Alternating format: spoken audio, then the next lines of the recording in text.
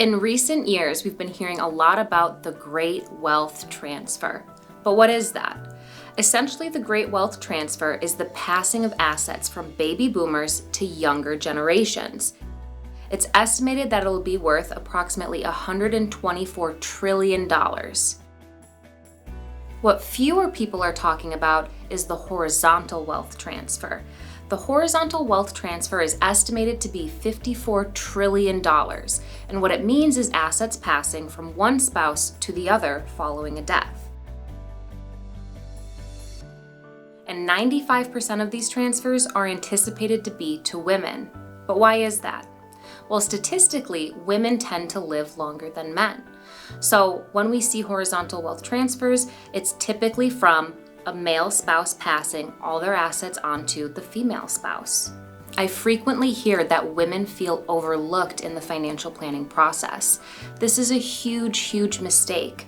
The reason being, women tend to live longer and they are more likely to inherit twice.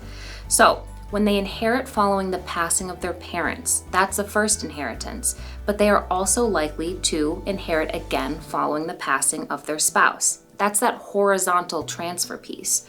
So if they're inheriting twice, it's more and more important that they have an understanding of their financial outlook. While preparing for widowhood can be a dark topic, it's an important one. A study from UBS showed that 56% of married women deferred financial planning decisions to their husband, and 98% of women ended up regretting not being more actively involved in their financial plan. So, how do you start the conversation about horizontal wealth planning?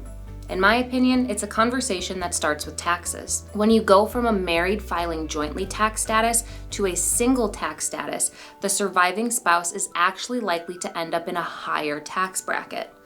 Now, that may not sound right and it may be confusing because you say, well, if one spouse passed, shouldn't the expenses be cut by 50%?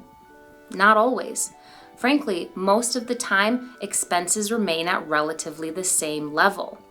So if they're spending relatively the same amount, but they're in a higher tax bracket due to that single status, it costs more money.